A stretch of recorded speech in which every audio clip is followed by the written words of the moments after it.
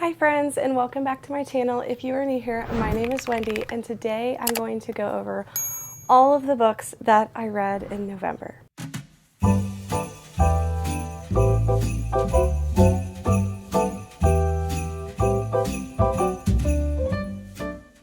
So, welcome back. I have really read a lot of books this month and I'm very excited about it. I will say that I read a lot of graphic novels, so that is how I read so many, as well as a few cozy mysteries and some audiobooks, a lot. And I'm so excited to talk about all these books with you guys. I had such a great time reading this month. I read so many great books and it was just a good reading month for me. But I will go ahead and start off with a few negatives.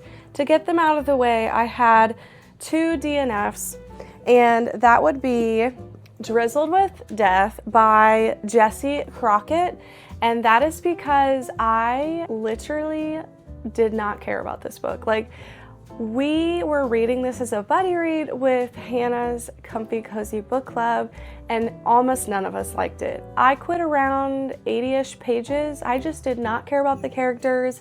I did not find it believable at all. I felt like there was just a lot of talk about animals and it really just had nothing to do with the plot, in my opinion. I feel like the grandma was super callous. Like, there were parts, obviously there's a murder, it's a cozy mystery. There were parts in this where they just kind of acted like nothing happened and moved on. And I was like, I don't feel like people would really act like this in real life if a murder happened. So I don't know. I just did not care. The one thing I will give it is great Thanksgiving vibes. So there's that. But other than that, no. And then sadly, one of my other DNFs was Bloodguard. I am so disappointed, guys. I really had high hopes. I mean, it seems like all the pretty books are becoming duds for me. But I did DNF this. I was enjoying it in some parts.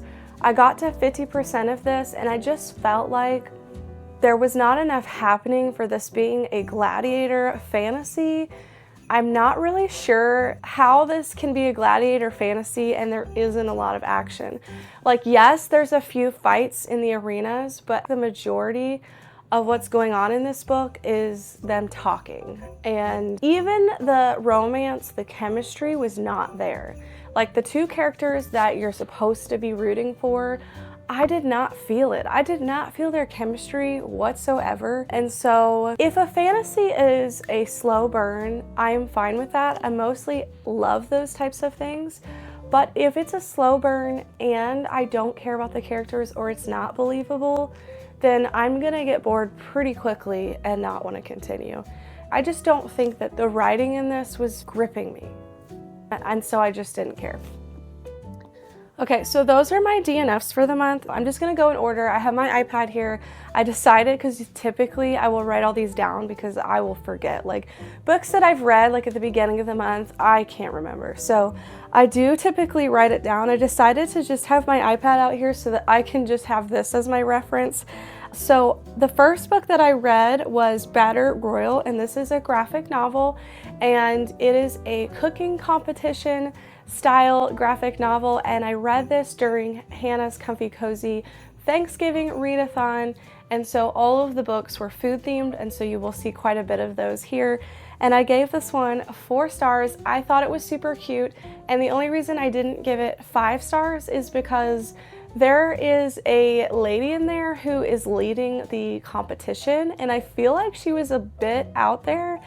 And the competitions that they had were just kind of crazy, and I just don't think it fit with the rest of the story. Like, the story was very realistic, and then the competition was very weird. Like, the games that she tried to do were just super crazy, and I'm like, this doesn't seem like something that would actually happen. So it just felt like it didn't fit with the story, and that's the reason I didn't give it 5 stars. And then next I read Chocolate Chip Cookie Murder. I loved this one. It's probably one of my new favorite cozies. I gave this 4.5 stars.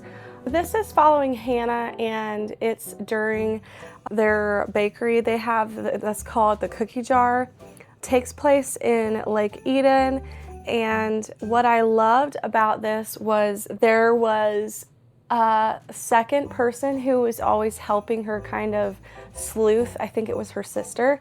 I loved that about it, and I feel like that made it a little different. I also feel like this is the most in-depth cozy that I have ever read. For cozies, they're typically very simple and straightforward, and in her writing style, she really just added some depth and more mystery to it that made it so much better. I really enjoyed her writing a lot.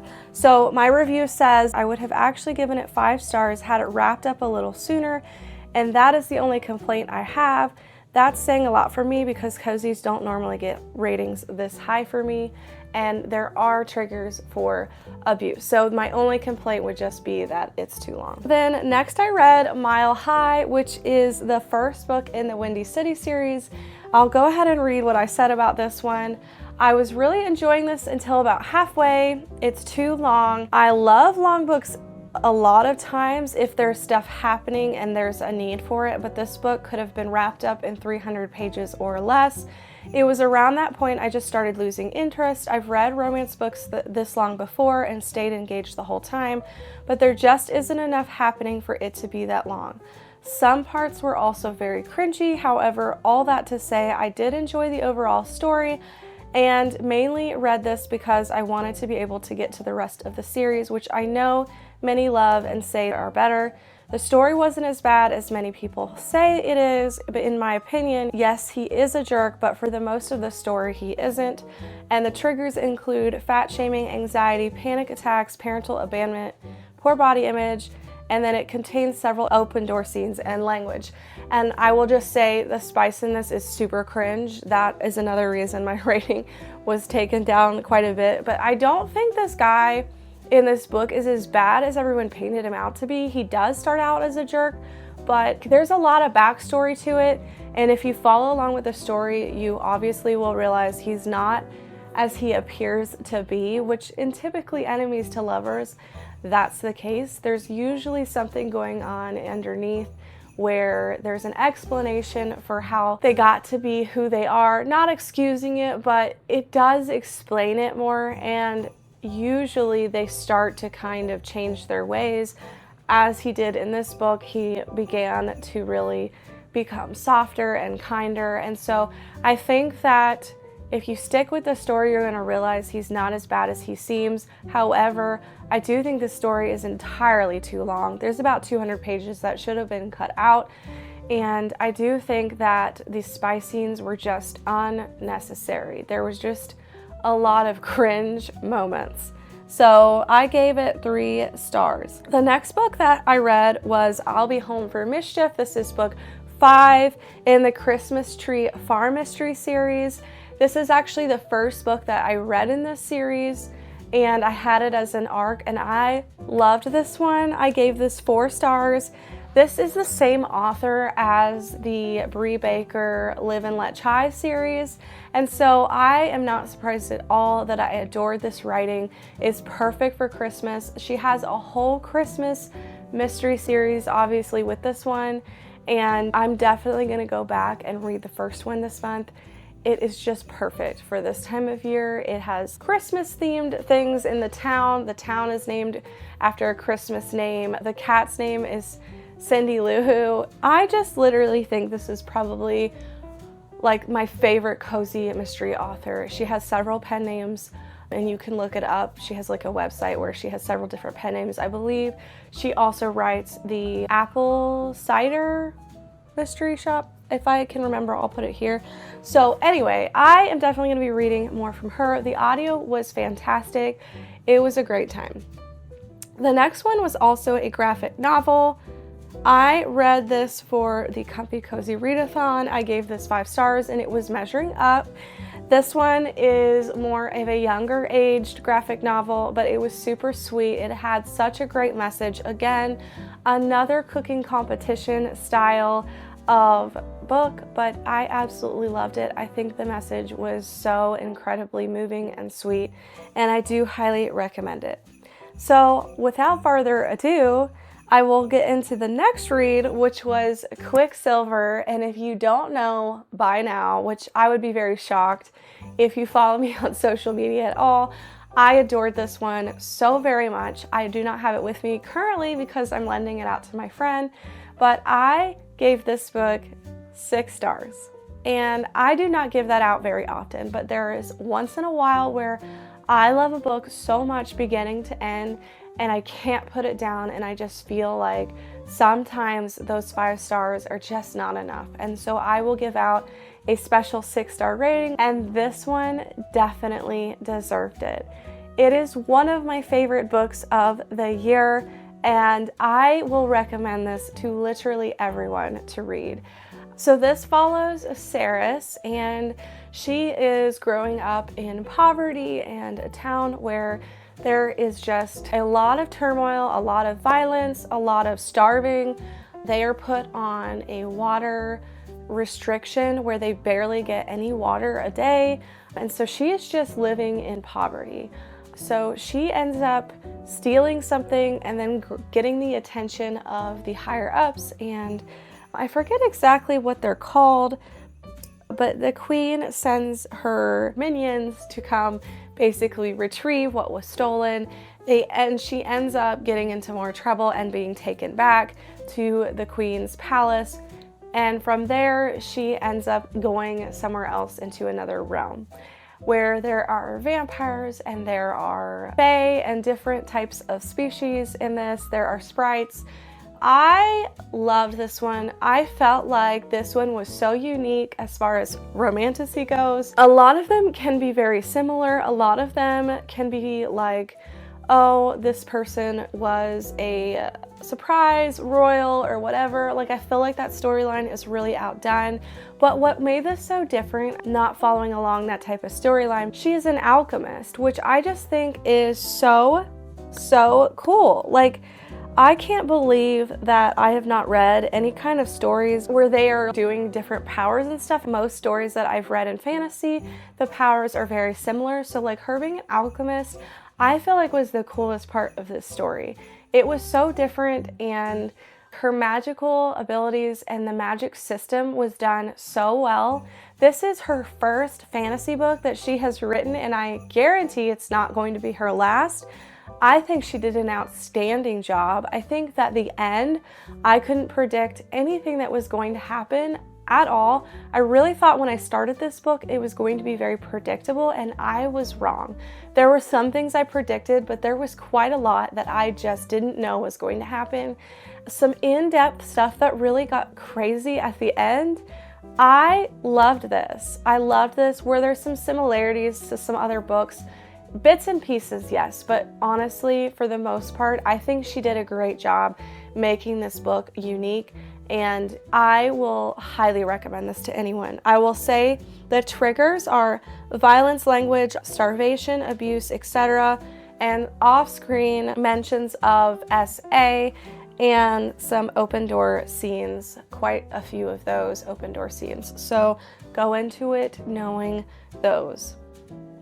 The next book that I read was Off to the Races by Quicksilver. This is the first book in the Gold Rush Ranch series, and this is her first series that she wrote, I believe, and it's following Vaughn Harding and Billy Black.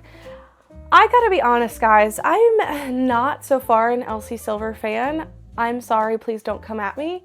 I just think that her books lack plot. Like, the romance doesn't have depth. Like, so far, every one of her books that I've read, which this is the third one, there is no depth to her romances. Like, they're always focused on the physical, and if a book has more plot, if there is more depth, I can get past that.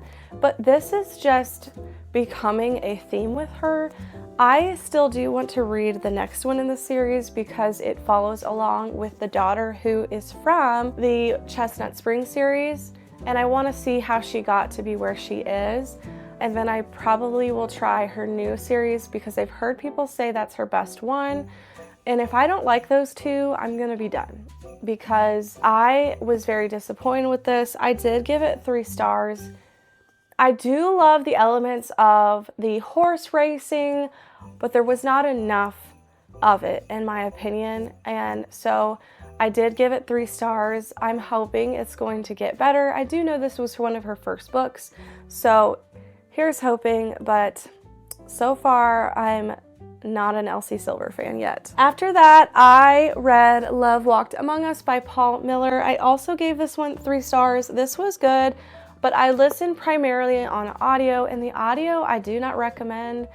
It needed edited quite a bit. There were quite a few mistakes when he was talking and stuttering and just all types of things that I feel like made it kind of messy. I'm not sure why they didn't edit the audio. Maybe it ruined my experience of this, but I did give it 3 stars. I just don't think there was any newfound information here, or I don't know. I didn't feel like a lot of it spoke to me. I feel like it was a lot of stuff that I kind of already know. So sadly, I know most people loved this one. It just wasn't my favorite. And again, the audio could have ruined this one for me. Then the next one that I read was The Grandest Game. This is the first book in a new spin-off series she's doing, but it is the second book that she's written since the Inheritance games to go with that. This is the first book in these new games adventure series. I really loved this one, obviously, because there's lots of stuff that has to do with Grayson Hawthorne, who is my favorite character that she has written. I can't get into a lot of it because, again, spoilers, but essentially some main characters from the first series branch off and create a game that people can go into and win a lot of money. And there is just a select few who are chosen. And in this game, there is tons and tons and tons and tons of puzzles that you are having to solve.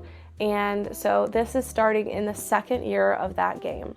I loved it for the relationships that grew in here. I don't think that if you read the first series that you should read this, because you're gonna not understand a lot of the people that are in it. However, I do think there was too many puzzles in this, and that part did start to bore me. So I just think she needed more of a mixture of just different stuff going on. They were in the same area a lot. And then the next book that I read, which was on Kindle, was Return to Me by Lynn Austin. This is my second biblical fiction, but not my first book by Lynn Austin. I've read several of hers and absolutely love her as an author, and this did not change my opinion at all. I loved this one. At first, I wasn't sure I was going to love it. I was kind of bored. It was just a little slow moving, but there is so much meat packed into this book. I cannot say enough good things about this. This is following the story that takes place in Ezra 1 through 5, where the chosen people are told that they can return back to Jerusalem by King Cyrus, and it follows along the families that were traveling back and told to rebuild the temple. So there's a lot to do with Zechariah in here, and there's moments where she talks about Haggai, and I loved this story so much. I felt like it was so moving and really opened my eyes even more to that story in the Bible, which I hadn't previously thought a ton about, but it immediately made me want to go back and read it. And I just felt like the moments that Zechariah was speaking were just so incredibly moving. If you read this book, I will link below the discussion for Keisha's Revive book discussion where I read this book. I did not list any spoilers in it. Obviously, it's the Bible, so really you spoil it. But I did talk a lot about more in depth about that. So if you would like to go watch that discussion, there's also a lot of great biblical fiction and biblical nonfiction recommendations in that discussion. And I just thought the conversation was so fruitful, and I highly recommend watching it. I highly recommend starting the series. I will definitely be continuing. I gave this one 4 stars. And then next I read Snowed In, which is the second book in the Fitzpatrick Christmas series. I love this one even more than Holiday Romance. I highly recommend this Christmas series. It's one of my favorites. I gave this 4.5 stars, and this is following the brother of the first book, and it is such a good friends to lovers story. I definitely recommend it. There is spice in it, so just go into it knowing, but there really wasn't a lot, and it wasn't till almost the end. So the next book that I read was December Darling, and this is by Lauren Asher. This is a novella, and I just absolutely loved the cover, let's be honest. That's why I ended up grabbing it. But also the fact that it's 230 pages.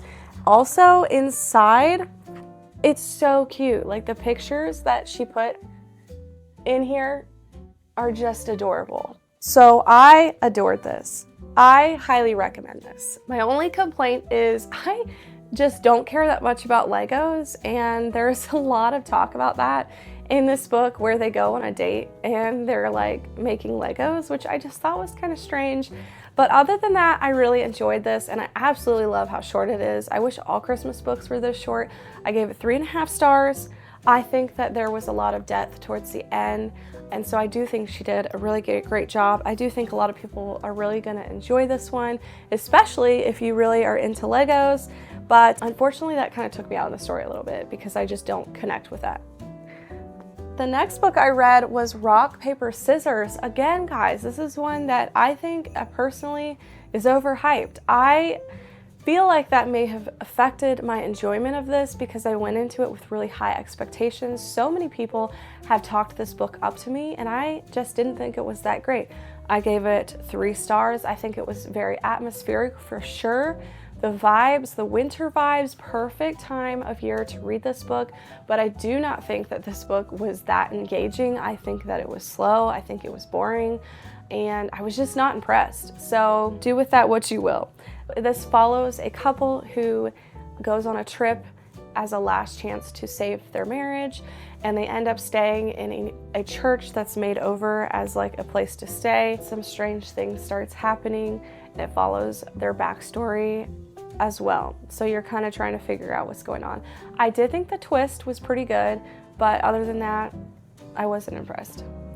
The next book that I read was Creme Brulee to Slay. This is the 3rd book in the Baker Street Cozy Mystery series. I loved this one. I gave it 4.5 stars. I can't say a lot about it because it's a 3rd in a series, but it was so good. It was so good, and it was really short. It was like 200-ish pages. So I do highly recommend, if you're in that series, to read that one. I can't divulge a lot about it again because it's the 3rd in the series, and the romance in this one was so sweet. The next one I read was Garlic and the Witch, another graphic novel. I gave this 3 stars. There was content in it I didn't love, and that is why I lowered the rating. I did not love this one as much as the first, but it was still cute. I just think the first one was a lot better. And then the next one I read was The Stone Keeper, another graphic novel. It's the 1st in the Amulet series. I gave this one 4 stars. I did enjoy this one, but I feel like the graphics are not cute in my opinion. I've read several graphic novels by now, and I feel like the graphics in this one, just in my opinion, were kind of lame. And so that is why I did not give this one 5 stars, but the storyline was great, really gripping, and I thought it was really good and engaging, but I just think that the pictures could be better. And the last book I know I read this month, which is December, but I'm gonna go ahead and list it for this wrap up because I think that if you're in the lookout for some Christmas books for this month, you would want to know this now instead of the end of the month when Christmas is over. So The Most Wonderful Crime of the Year, I just finished yesterday. I highly recommend this book. I gave this 4.5 stars. I love this one, and this is now going to be my new favorite Christmas fiction book that I have read thus far. I really encourage you to read this one. I do not love Knives Out type of stuff. I typically hate that. I also typically hate whodunit type of books. However, this one I absolutely loved, which was saying a lot because I was really concerned there for a minute I was going to hate it. But the romance in this book was so good, and the mystery was so good. I feel like the mixture together around the holiday season was just such a new and awesome take on a Christmas book, and the audio was top notch. I absolutely adored the audio, so I highly recommend trying this one out. Basically, there are a bunch of authors who are invited to this really well-known author's house, and then she disappears. And so they're trying to figure out who did it, kind of like Clue, and also at the same time, there's a romance that is forming as they are going about these clues. I highly recommend reading this one. So that wraps up my November reads. Hopefully I gave you enough of a mixture. I read quite a few Christmas themed and winter themed books, so there is a lot to choose from. I really just had a great reading month. But you know, there were a few duds, as there always are. I will see you guys in my next video, and until that time, remember to read what inspires you. Bye, friends.